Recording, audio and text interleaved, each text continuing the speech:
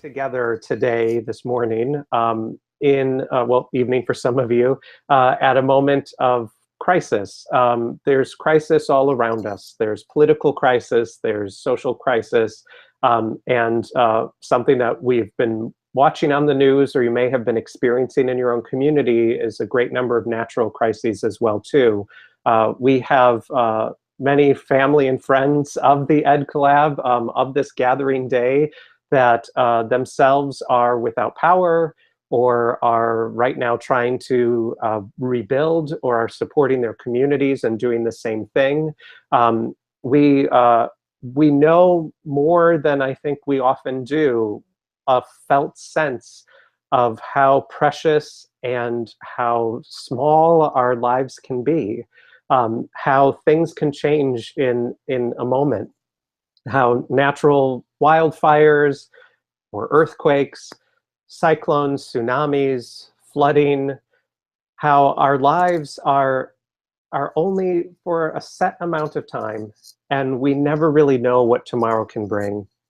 And the images on the news, or the sense that you feel yourselves, for those of you that are looking for family, or supporting family, or working towards your community, rebuilding, you probably have that sense.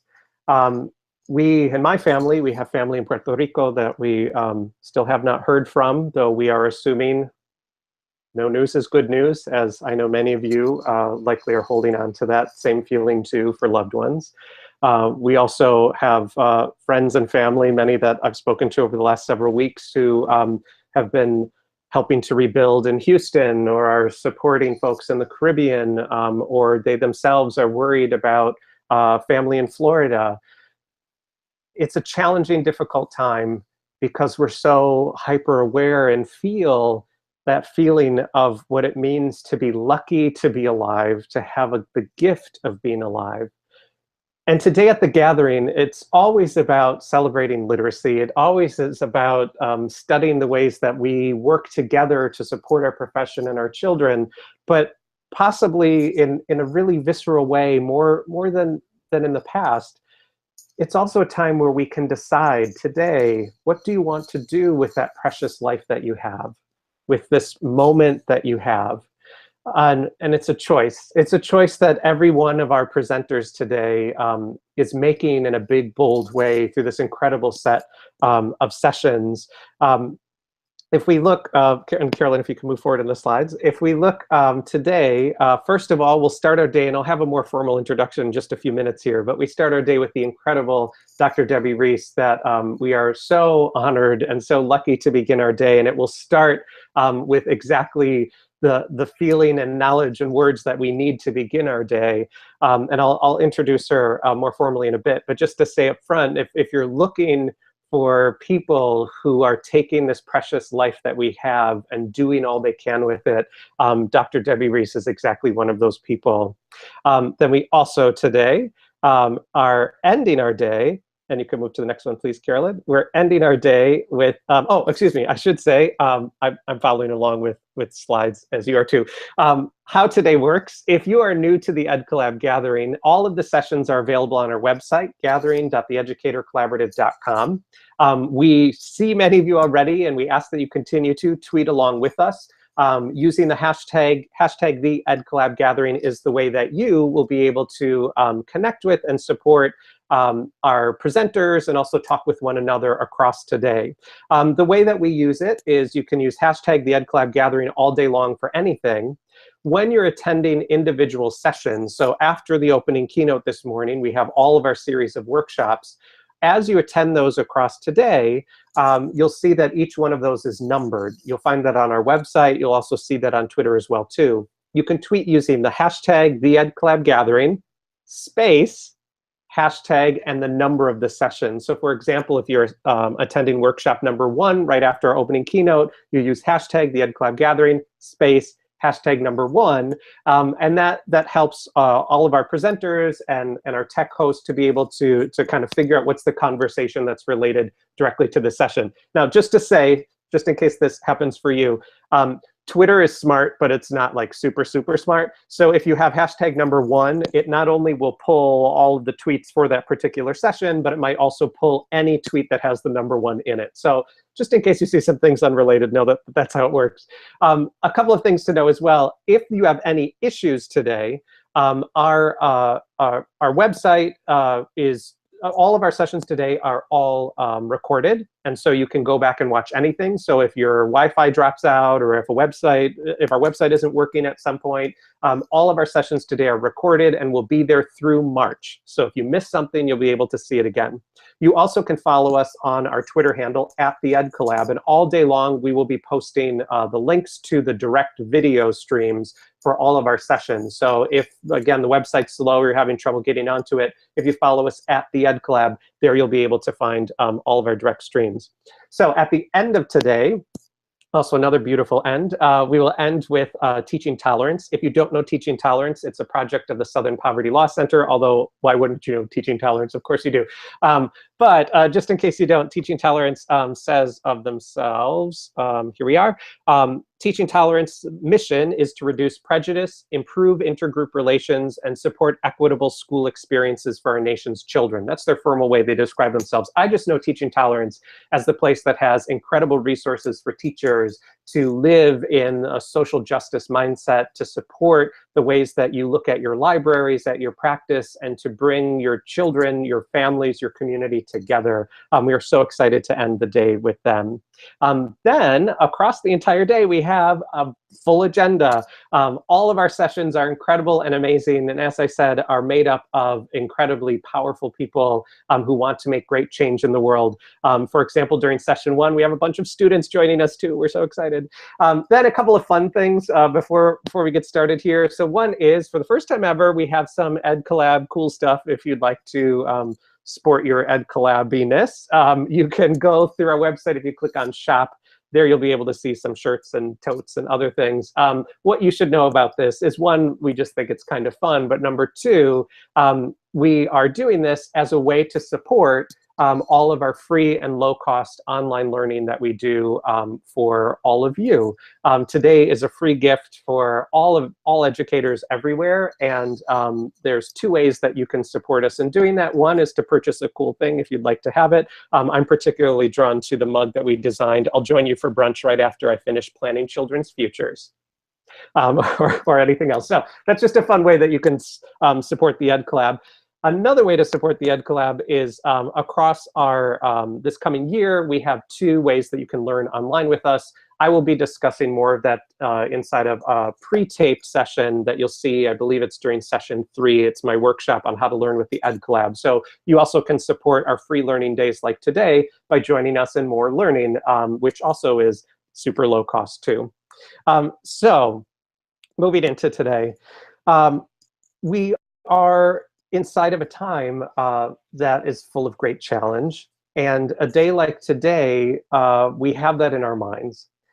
And as people who are thankfully alive, I mean, just take a moment to just breathe and just think, if you are here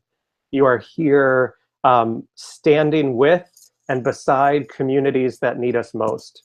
And so a tradition of the EdCollab Gathering, because this is a free day, is that we always, on this day, invite you to pay your joy forward.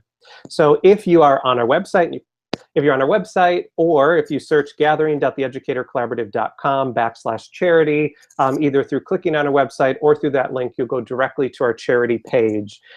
You don't pay anything to be here today. All day long is volunteer. And so we ask, if you're learning from today, if you're struck by something that someone said, if you're going to change your practice from a session you attended, if you just are so happy to be here, we ask that you take what you normally would have spent on maybe lunch at a conference or on a coffee or maybe even on a registration, and you take that and you pay it forward to charities in need. So let's look at some of those. So we always ask our opening keynote to choose a charity. And if you could go to the next slide, please, Carolyn. We always ask our opening keynote to choose a charity. And so the main charity for today that we've adopted, and we are so proud to adopt, is the Association of Tribal Archives, Libraries, and Museums. They say we are an international nonprofit organization that maintains a network of support for Indigenous programs, provides culturally relevant programming and services, encourages collaboration among tribal and non-tribal cultural institutions, and articulates contemporary issues related to developing and sustaining the cultural sovereignty of Native nations. When we asked Dr. Reece to choose a charity for us, then we asked, so why is this important to you? Why is this a place that you'd like us to rally behind today? Here's what she said. She said, the Association of Tribal Archives, Libraries, and Museums is working hard to help people think critically about information and how it's presented. Rather than repeat established patterns of depicting how Indigenous people as being of the past, ATALM centers us as people of the present and the work we can do to affirm and support tribal sovereignty. And Carolyn, if you wouldn't mind going back to the slide just before. So this is one of our main charities for today, and we ask across the day that you consider supporting ATALM. It's an organization that lives and breathes the work that Dr. Reece will share with us in just a moment. We also, on that page, have a number of other charities that are supporting the natural disasters that have happened in our world recently, and we ask you to check those out on the page and to review them. So now, by way of introduction, I have so many things to say, and I will do it really quickly, I promise you, Dr. Reece. So to start, I'd like you to consider for a moment Flint, Michigan. This will connect for a reason. As a nation, we've become outraged by the water crisis there. We're hear stories about what the government, about what adults that should have known better have done to an entire community of people. Choices that they made based on economy and choices that they made because they thought that they were fine have destroyed an entire community's health. Children and adults, but let's focus on children. Children in that community have physically been changed by what's happened through the Flint water crisis. The pipes are full of lead and toxins and poisons that don't just wash out of children's bodies. Instead, they are there to stay for the rest of their lives. Think about that. Hundreds of thousands of children, an entire generation whose minds are now altered because of the choices adults made. And now you may live in Flint, or you may live near Flint, or maybe you don't. But imagine if you are in that community. If one of those children is your child, what would you do?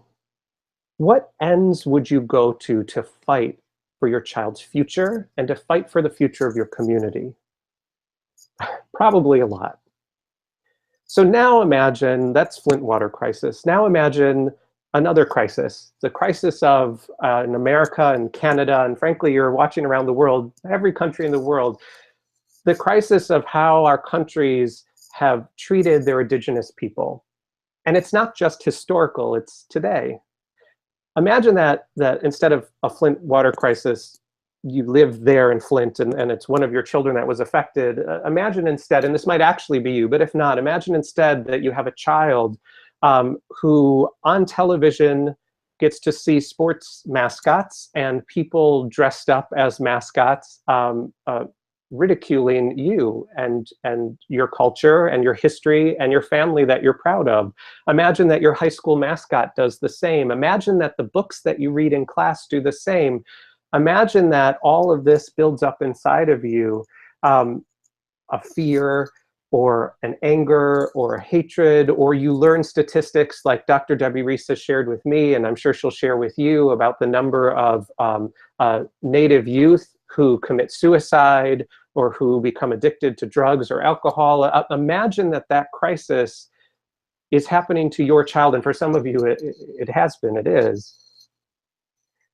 You have a choice to make. What ends will you go to? What fight will you fight to protect that child and that community? And that's what today is about, and that's what all of Dr. Debbie Reece's work is about.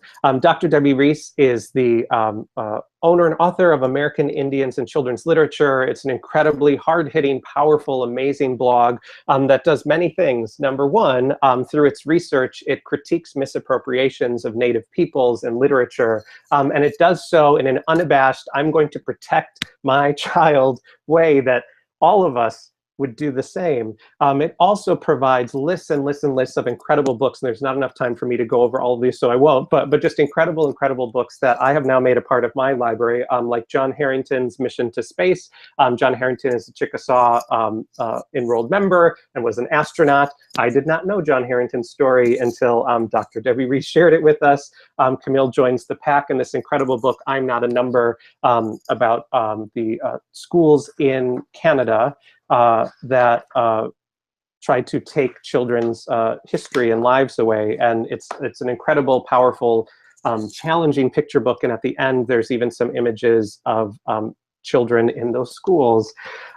I am so honored and delighted to have Dr. Debbie Reece join us today. I know that this will be a powerful morning. If you'd like to follow her on Twitter, please do, as I do, and we will continue to tweet out her Twitter handle. And also please bookmark her blog, American Indians in Children's Literature.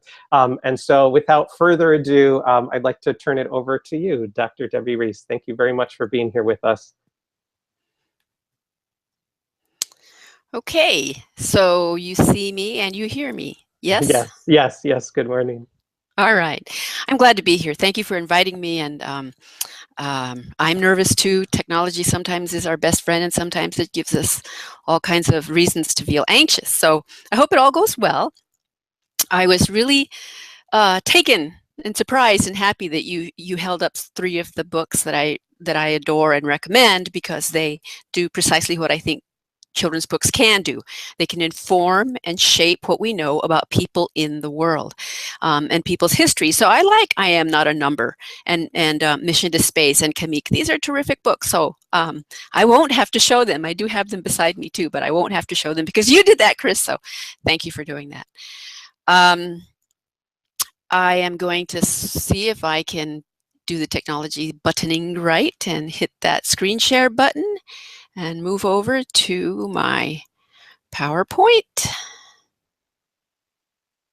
for today, which I'm going to be switching back and forth between my PowerPoint and the camera that lets you see me as I speak. Hope I don't goof it up, but let's see. Can I get a yes somehow that you can see my yes, screen? You're good. Okay, yay. All right, so I've titled my talk today, American Indians 101.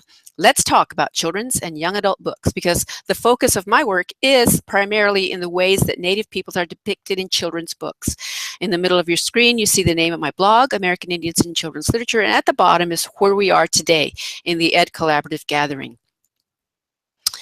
So why do I do what I do? I do that work critiquing children's books. It's not fun. I don't enjoy it. I don't hate white people. I don't like the way that Native people are depicted in children's books, because children who are Native read those books too. This is my little sister's granddaughter, cute as she can be, full of energy, smiling. You can see that sparkle in her eyes.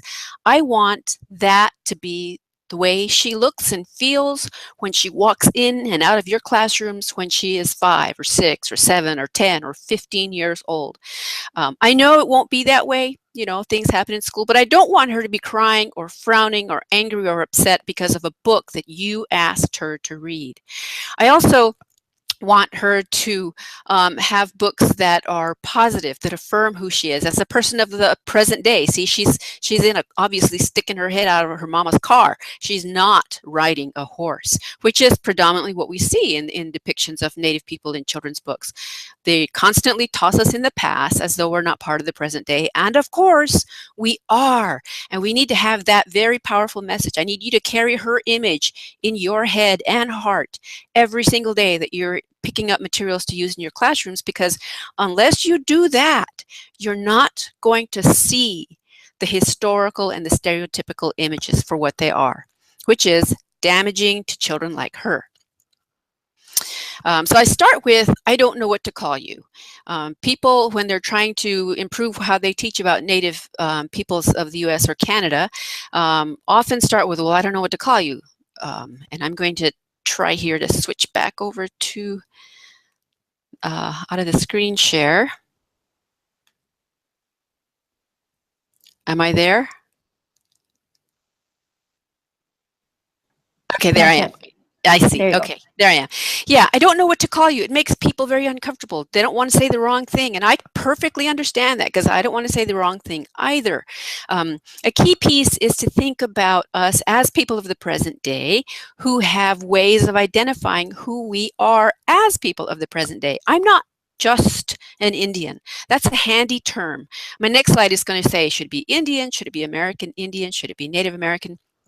Those are all commonly used terms, but there are best practice kinds of terms that we can use. So I'm going to move back over to this is hopefully going great.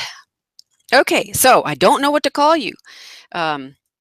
American Indian, Native American, best practice is to be tribally specific. So when you are moving around tomorrow or Monday in school, and you're talking about having been in a presentation today that was led by me, what I want you to do is say that you were in a session that was led by Debbie Reece, a tribally enrolled member of Nambe Pueblo, which is one of the 19 pueblos in New Mexico.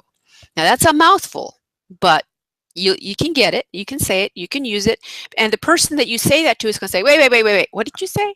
And there you have one of those things that we call in education a teaching moment, where you can share some of what you have come away with after spending this hour with me today. So labels and words that you find are highly problematic. So I want to take a quick look at words in textbooks. This is Holt's Call to Freedom. And when you flip open to the table of contents, right down there in that corner, you see pottery made by Native Americans. Now I'm going to switch back over here, because you can see that picture down in that right corner. It's pottery, but I want to say a little bit about that before we continue.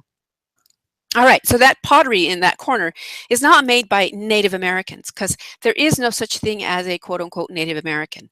There is no such thing as a quote-unquote European that would make a certain pottery, something so general like pottery made by Europeans makes no sense, because you want to know, well, what European nation are we talking about?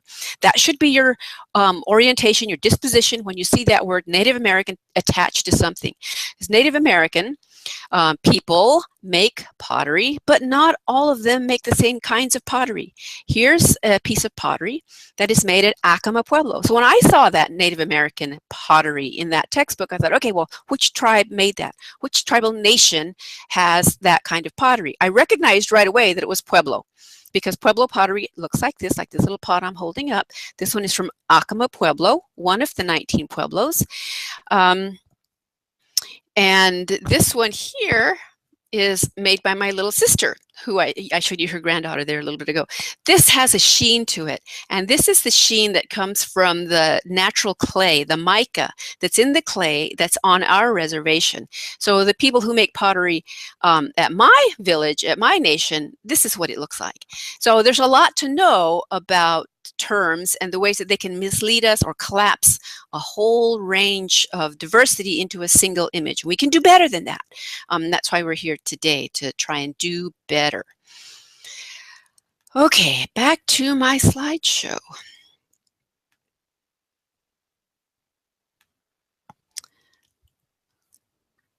Okay, so that's what you see in a textbook. So being able to look critically at textbooks, and that's one of the things that I want people to do, is look critically at textbooks. And you can point this stuff out to kids too.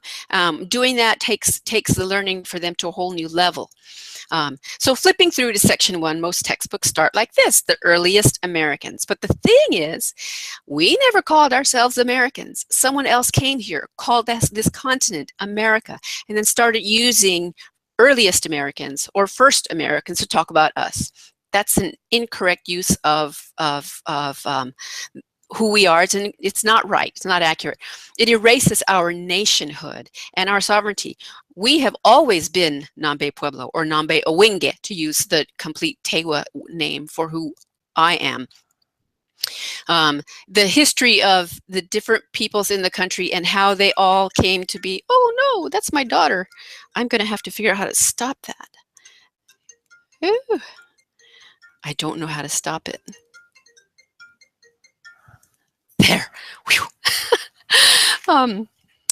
My daughter calling me from Washington, D.C., where she is a lawyer, and I'll say a little bit about her in a few minutes. But anyway, so words can inadvertently erase who we are as peoples that were here before the people who came to call this eventually the United States of America were here. So looking critically at the words in textbooks is something I would like teachers to do. I'd like you to point that out. There's over 500 federally recognized nations in the United States. I'm of the group that we call Pueblo, but if you look at this map of the Pueblo people in New Mexico, you see all those little red dots there? There's 19 different Pueblos in New Mexico. There's some up north, kind of close to Colorado, and there's some further west, close to Arizona. If you've ever driven that area, you know that Colorado is Rocky Mountains, so is the geography there is very different from what you see when you head towards Arizona. That makes a difference in our material culture, the things that we use from the ground to create the things that we use in the present and in the past. So like I said, the pottery that we have at my village has a lot of mica. The clay has a lot of mica in it, and so we have that kind of pottery there. Across these different pueblos, you have different languages, stories, systems of government, and relationships with other nations. We have governments, and most people don't know that. Most people in the United States and most textbooks, social studies textbooks, talk about federal and state governments, sometimes city governments. It depends on the textbook that you might be using. But what you do not see is tribal governments. But we are here as sovereign nations within the United States. This here is my the tribal seal for my village. So this is on the letterhead that we have there. That's Nambe Owinge is the word for who we are in our language. In the center of the seal is the kiva. That's like a church. That's a place of worship. Important things happen in there. Religious teachings happen in there. They're not scary places. I don't actually have this in my slides, but it's one of the things I talk about. Gerald McDermott's book that won the Caldecott Prize in the 70s has a kiva being a scary place. That's a misrepresentation of our religious teaching space. That's a problem. There's a lot of award-winning books that have those kinds of problems. So if you were going to be in New Mexico, I might say, hey, come on up and visit. I'll show you around. And you'd probably head north out of Santa Fe on the interstate, and you take 503, and then you start meandering along the river, and you're going to come to a place on the road that says you are entering the Nambe Reservation. That's important because now you are in, once you cross that sign, you are in our jurisdiction where we make the rules about how fast you can drive. If you're driving too fast, you're going to get pulled over by our tribal police and you're going to pay a ticket, and you're going to do that in our tribal judge's office, in our court offices.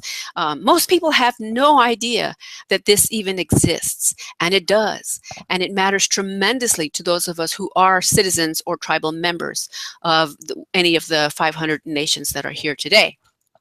What you don't see there is a flag for the state of New Mexico because our primary relationships are with the federal government and with other governments as well. The Pueblo people, being in what we now call New Mexico, had relationships with various nations of the world. The first one that we had to deal with was Spain, and then Mexico, and then, of course, the United States. Now, when the people of Spain came into our homelands, they saw that, well, you know, this is their homeland, this is their land, this is their place, they are nations. And to signify an understanding of who we were then as tribal nations, the crown of Spain gave us a cane, and that's one of the canes you see in that picture. Mexico did the same thing. When Mexico gained its independence from Spain, the Mexican heads of state recognized that we were sovereign entities and gave us another cane. And then when that part of New Mexico became part of the United States, we got another cane. That's the third one on the right, and that one is from Abraham Lincoln. So we have these three canes in every pueblo today that signify this relationship that we have had with prior nations.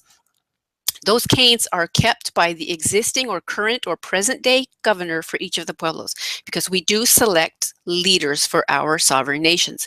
Each time this election or appointment changes, these canes go to that next person. They are very important because of what they symbolize. There's a lot to know and understand about the nationhood or nation concept within Native peoples, and here's a really good book for that. It's called Nation to Nation, Treaties Between the United States and American Indian Nations, and it's published by the National Museum of the American Indian. So I urge you to get that. It's full of images of some of the treaties that were signed going back to pre-colonial days. A really good book for you to have. Okay, now I should switch over and talk a little bit. I'm afraid I'm going to run over time doing this. So you guys over there are going to have to help me with that. Yeah, because the switching back and forth is a new thing for me. I usually just do a straight up PowerPoint when I do webinars. But so I wanted to say a little bit about what teachers can do. It's an interesting thing that we find a reluctance in this country to pick up a book and mark in it.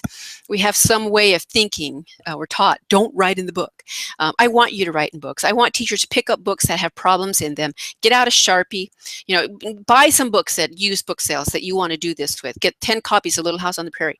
And then get out a Sharpie when you're going to show the kids what they should look at in terms of looking critically at content in a book. And then use that Sharpie to highlight passages and draw arrows pointing to those passages. Show them that books can be wrong and they can mark in books. They can state, they can speak to the text that's in front of them with their own Sharpies, with their own pencils. I think this is a really important thing that teachers can do to help kids become better users of the things that we give to them, or that they will find as they move on through their school years. People don't like that, writing in books, but I think it's a good thing to do. Okay, I guess I'm going to go back to my PowerPoint where I'm most comfortable. So critical lesson plans. Use children's books to see how history and people are not done right. And of course, I'm talking about Native people. So here is an important one because this is new. This is a historical moment. June 12th, 1967, the case Loving v. Virginia came before the Supreme Court. This couple was in love. They wanted to be married, but the laws of Virginia said they couldn't do that because they said, quote unquote, she was black and he was white, and they could not do that. So it went to the Supreme Court. But I'm going to back up a little bit to when this couple decided they wanted to get married. They went to Washington, D.C., because they were able to get married in Washington, D.C. And if you pull up their marriage license, you see what she wrote on that license. She said that she was Indian. In other words, a Native American of a particular tribe, and she was stating that on a legal document. But because she looks African American, her case and their case went forward as if she was an African American woman trying to marry a white American man. So there's her application that said she was Indian. She said that when she applied for that marriage license, and she said that in July 2004. I am Indian, and she said the tribal name Rappahannock. In the marriage license and in 2004, she was asserting her citizenship and the sovereignty of the Rappahannock Nation. She was making sure that people know who she thinks she is. And yet here we are in the present day ignoring that. This children's picture book, The Case for Loving, came out 2 years ago. The widespread ignorance about Native identity and why it matters is in this picture book published by Scholastic. When I saw that it was coming out, I thought, oh boy, they better not mess this up, because her identity mattered to her, and it matters to her nation, and it matters to me, and it should matter to you, because you're a teacher. You're trying to help people be better educators, be better teachers with respect to Native people. So there's widespread ignorance, and this is what it looks like. Oh, before I go to the next slide, I want to say this. As teachers, we use our red, or some teachers use red pencils. Sometimes we don't. I'm using this with you today in a couple of instances because you're adults, and I think it's okay. Brain research shows that when you see an image, it goes right to your brain. All the words that I'm talking to you, saying to you, speaking to you about this book, they lag way behind. The image gets there first. So image is very powerful. It's something that we really need to pay attention to, because we can say all the words we want to, but that image is there, getting itself all nicely placed inside of your brain. And I don't want that particular image to do that. I don't want that to be in your brain like that. So here's a big red X.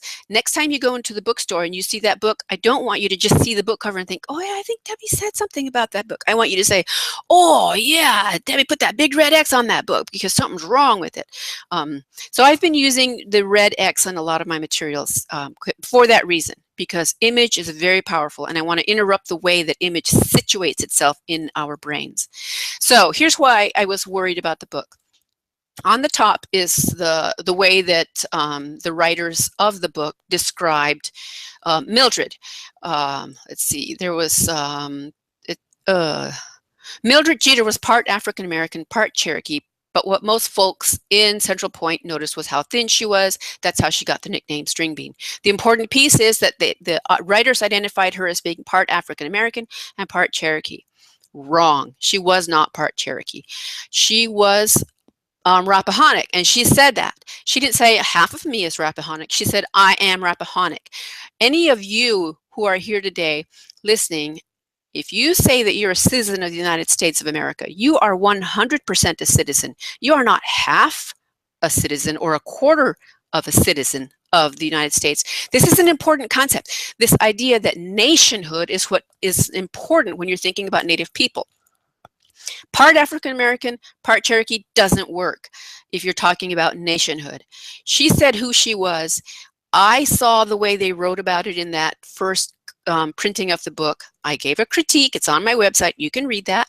And so they edited, they changed it, they revised it, but they didn't make it any better, because they went from the wrong tribe to the more generic, equally problematic Native American. They could have said who she was. They could have corrected the long record of misidentification of who she was.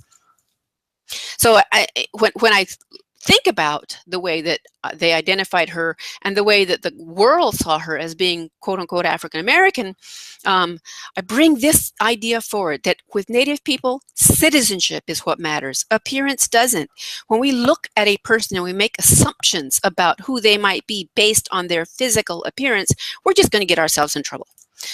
You might look at this young woman here and think, oh yeah, she's an African American. Her dad is, but she's a citizen of the Navajo Nation. You might look at this guy and you might say, well, that's a white guy. And yeah, maybe he is got some white ancestry, but he's actually the chief of the Cherokee Nation.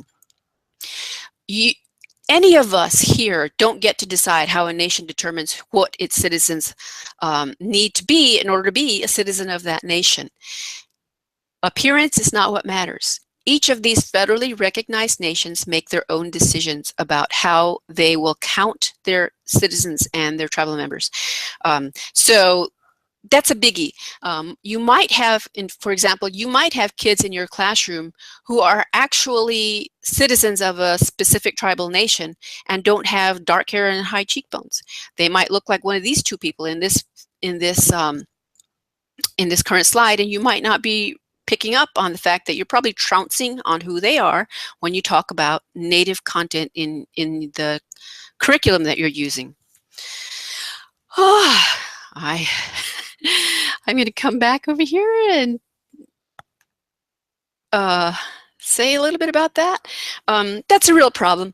This whole citizenship thing. I want you to, when you sign off, or maybe sometime during the day, look up the Indian Child Welfare Act, because it's about a historic moment, historical time period when Native children were taken from their families and placed in non-Native homes without the permission of Native people.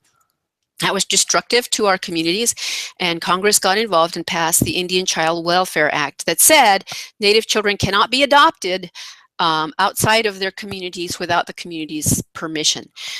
So that has been in the news and something that you should know about, because what you saw on Dr. Phil, when a Cherokee child was caught in this particular court case, baby Jessica, showed how deep the ignorance is about Native people, and the fact that we have determinations that we can make because of our treaty relationships with various countries.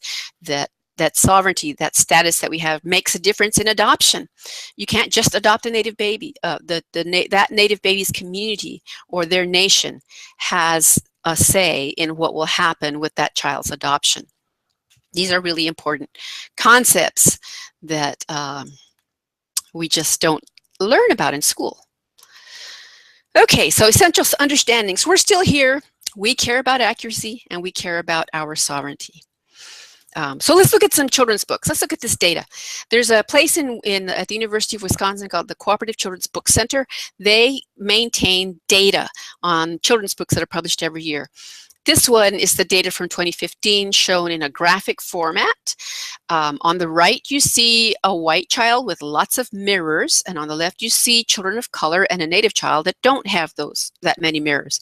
What this graphic does is pull together data, some numbers, that the CCBC collects every year, and combines that with an idea of books can be mirrors, windows, and sliding glass doors.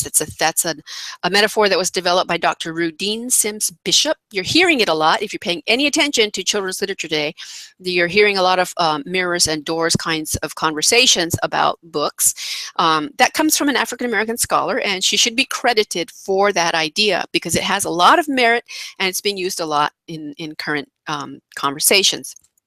So you pull those two ideas together, and on the right you have this white child, and I'm going to show you my husband, my sweetie. That's when he was in the 3rd grade.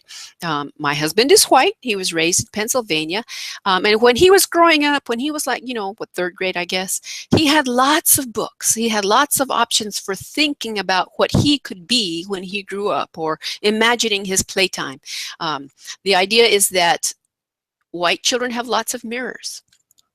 That is my husband, I guess like 45 years ago. It was the case then, and it is the case now, that there are far more books for him that function as mirrors for him than there are for the other children on the left side of this image. So you have here again Ellie, my sister's grandchild. If you're looking at all of the books that came out in 2015, 0.9% of them reflect her, or possibly reflect her. I take a deep dive in this data. Of those 0.9% books that came out in 2015, half of them were not any good.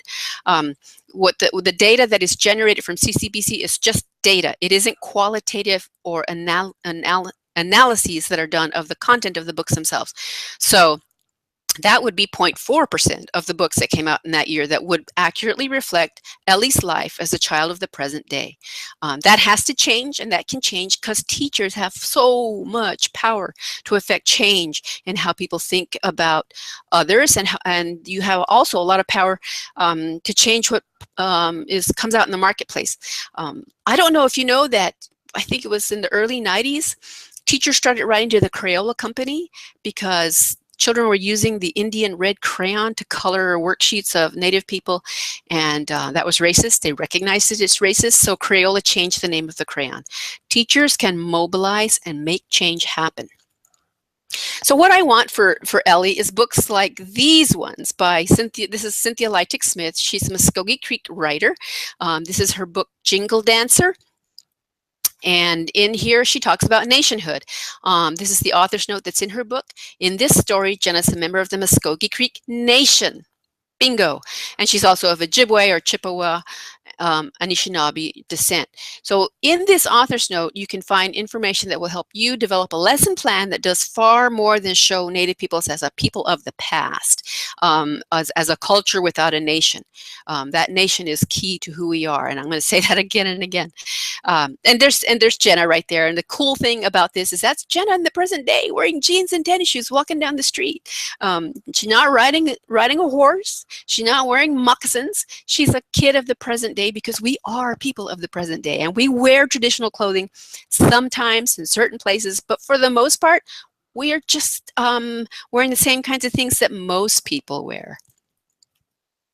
This is Tim Tingle. Here's his How I Became a Ghost. It's a Trail of Tears story about the Choctaw Nation. Tim is Choctaw, and when he opens his book, Chapter 1, Talking Ghost, Choctaw Nation, the word nation is right there at the start of it, because going back to 1830, people then were using the word nation. That has kind of fallen out over time, and that has to come back into the way that that peoples of the United States, no matter who you are, speak about the native people of this country. We were nations then, and we're nations now. This is Eric Gansworth's book, If I Ever Get Out of Here. That's Eric on the left. His book, if you're a music lover, you will love this book. Those headphones are on that cover for a reason. If I Ever Get Out of Here, those of you who are music lovers know what that comes from. Every chapter in this book is a song from either Queen or from the Beatles. And it's a story set in the present day. This little boy is, it's in the 70s, and he's going to be crossing the border with a white family to go to a concert. And when they're approaching the border, the white father who's driving them up there suddenly realizes that he had not asked whether or not, how can I do this? That you need a passport to get across the border. And the native character in the book says, I got my ID card the summer I was 10. It's right there in the book. If you're reading this book with kids, there's the information. It listed my name, reservation, address, and clan. And it had a small photo of me glued on and was signed by the Tuscarora Nation. There it is again. Nation is part of who we are. It's part of what we know. It's part of our lives. And so you're going to find it in the stories that Native people are writing, and you can pass that on to children in your classrooms. Okay, gonna try and come back over here to the video. Okay, hey, that worked faster this time. All right, so my next slide is about the power of stereotyping. This is very crucial. When most of us in this country are inundated without knowing that we're inundated with stereotypical images of Native people. You don't know that they're stereotypical. And you can't teach about stereotypes if you don't know that they're stereotypes. I kind of lost my train of thought because I glanced over here. I'm in my husband's office at the moment, and he's got a book on his desk that I'm just going to show right here. We can't teach what we don't know. He teaches math, so that book is about math, but it's also about knowing. We have to know that we don't know so that we can do better. And that's what I'm hoping to give you today is a look at the ways that things are not done right so that you can do right, so that you can recognize that you don't know and that you can do better in your classroom teaching. Oh, Carolyn, I see a note here that I have 15 minutes left. Is that, and that was 20 minutes ago. I don't know. Tell me right now, how much time do I have? 15 minutes. Okay. All right. I might not come back live because I want to try and get through my slides. I think that's important. Okay. So one of the things that we have heard is that when teachers are using books like the ones that I recommend that have us set in the present day, where kids are riding bicycles, going to school on a school bus, Native kids are, you will often hear a kid saying, but there's no Indians in this book. And that shows the power of stereotyping, because this is what they think is Indian. The next series of slides, and it matters. This is an article that you should all download. It's on the internet. You can find it, of warrior chiefs and Indian princesses. It is a research article that documented the harm that is done to Native and non-Native children by stereotyping stereotypical images. The images that were used when they did this particular study are mascots, but they're also used Pocahontas from the Disney film. So look for this article and download it because it's a crucial one for you to understand the damage that is being done with stereotypes. And you don't want to bring that damage into your classroom. You want to stop that.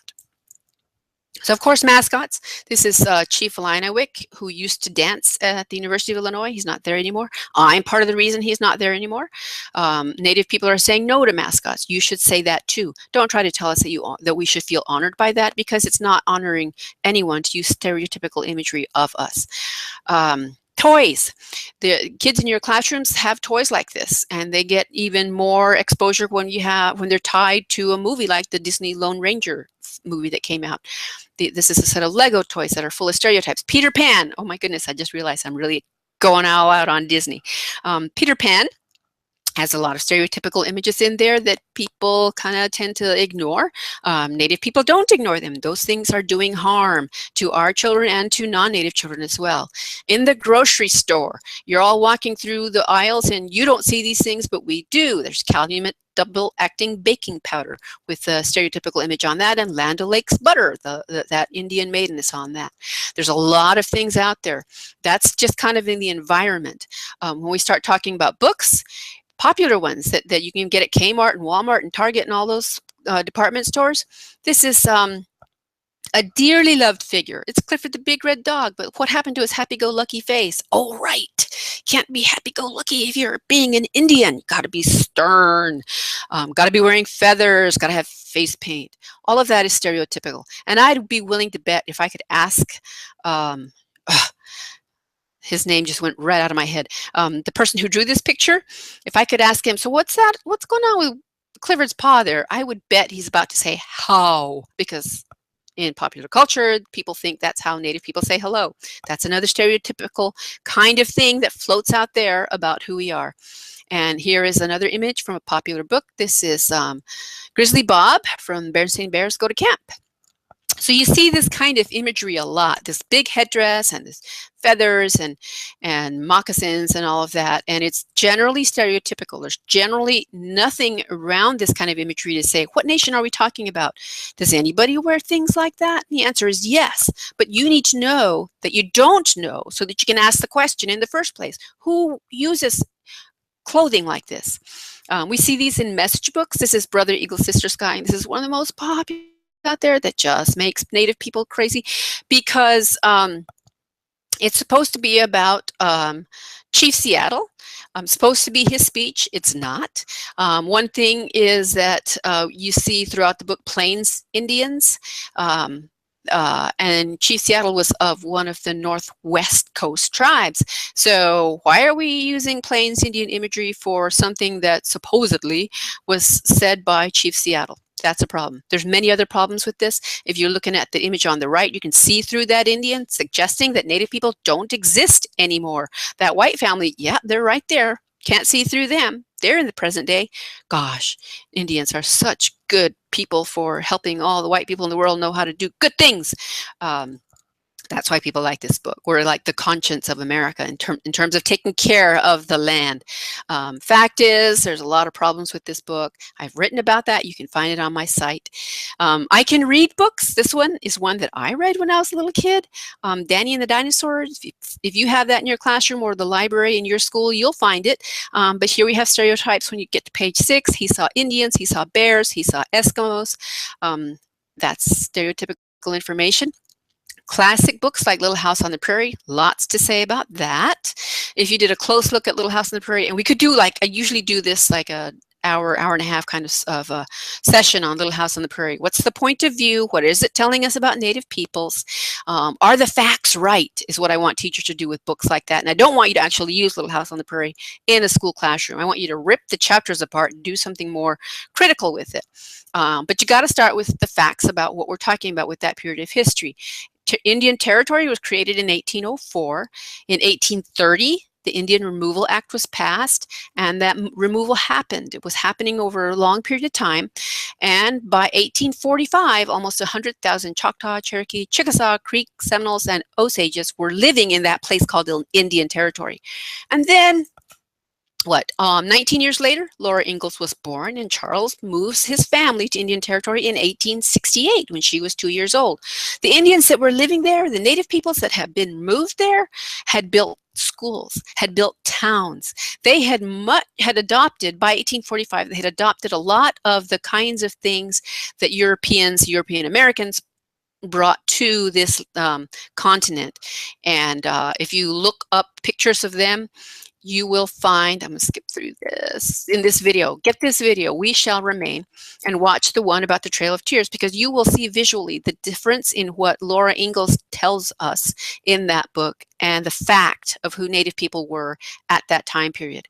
Her book is taught in 3rd grade classrooms across the country. It's in the national curriculum in China, and it's so wrong. It misrepresents Native people and what was going on at that time period. So I really would like that book to just go away, not be used in classrooms, that it be used in teacher education programs to understand point of view and bias and how that can damage what children know about Native peoples.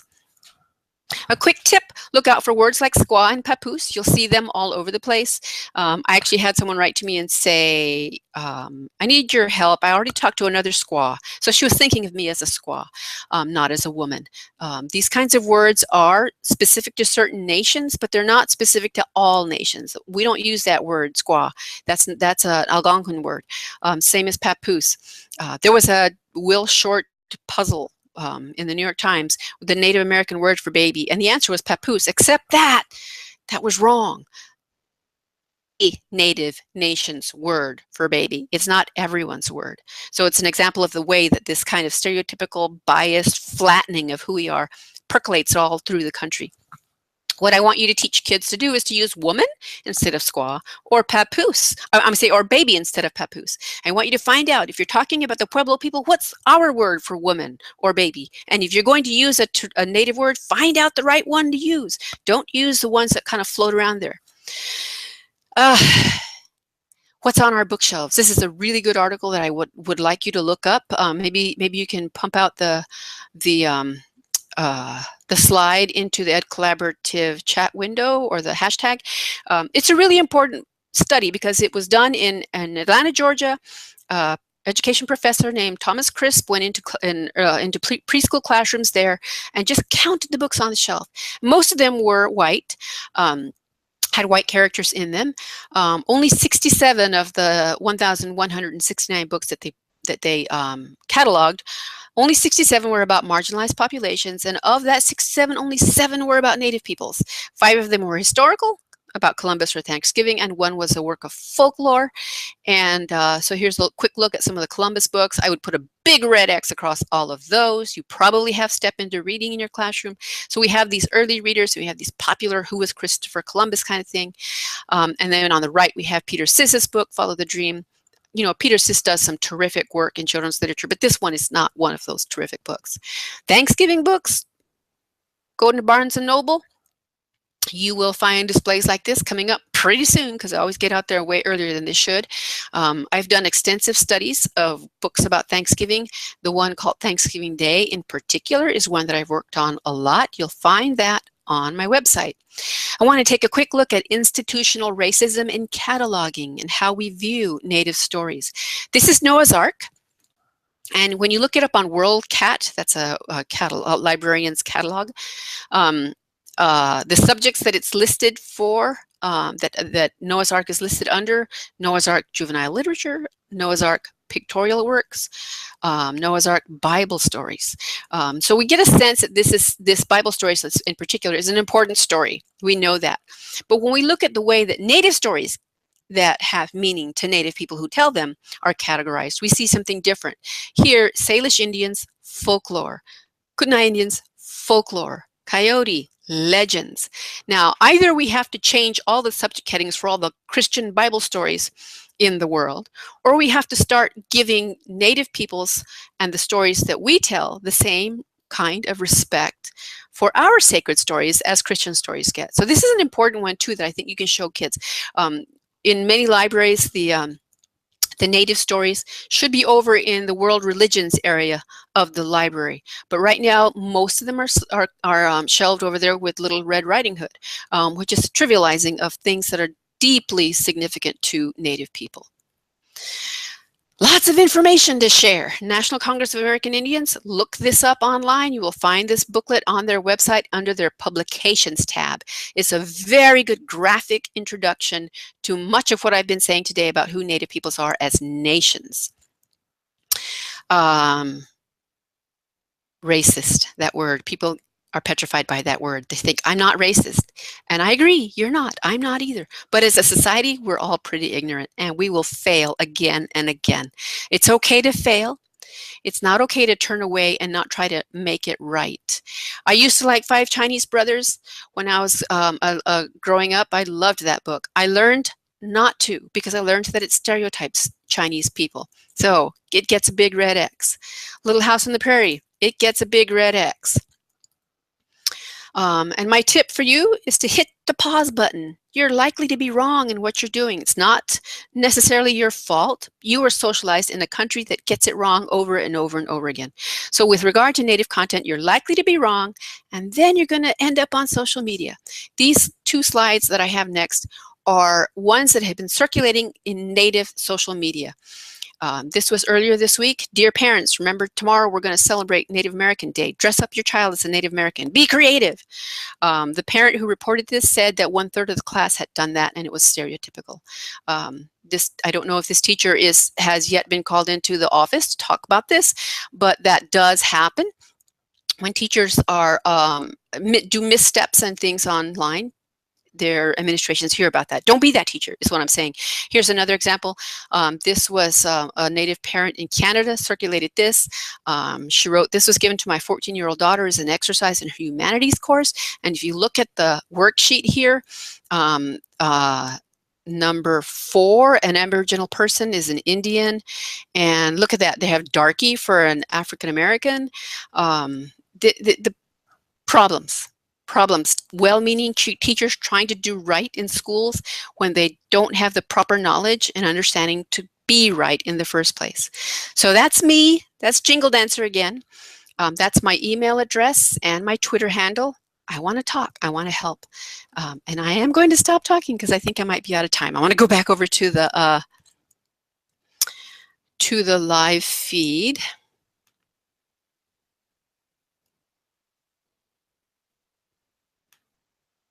Okay, there we are. All right. Am I out of time? Shall I stop? Well, we'd like to have you talk all day, actually. But if there's any last thoughts, we have a few minutes if you'd like. Okay, yeah, I have the couple things that I had set aside here. That was tough. Going back and forth is hard. I'm sweating it up over here. we are so grateful for your sweating, I have to tell you. Okay, all right, so get this book. It's not in my slides because it's one of the things that I wanted to kind of flip back and forth in and share. It's An Indigenous People's History of the United States by Roxanne Dunbar Ortiz. This is a very powerful book because it has the kinds of information that I share when I have more time to share about the history. And this history is going to crush you.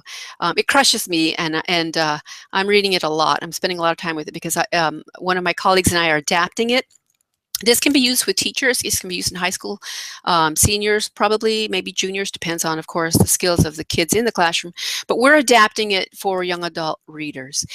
So every day for the last 5 months, I sit down with my writing colleague and we analyze everything that's in here, and sentence by sentence, and try to make it something that will be most useful for teen readers, so that teachers can use this in the classroom. So it's kind of like the Howard Zinn book, People's History of the United States, in terms of the content. It's really pushing back on problematic history. So this is one that you can get for yourself if you're a teacher, and it's one that you can look for in as a young adult format in about 2 years. And the other teacher resource that I wanted to share is this one. It's called Lessons from Turtle Island. It's about using picture books in the classroom, in elementary school classrooms, and it's loaded with book titles and lessons to use with those particular books that you can do, things that you can do in the classroom. So this one is really, really good. Lessons from Turtle Island. And I was going to share this one, but here it is. You did that, Mission to Space. So I'll just stop right there.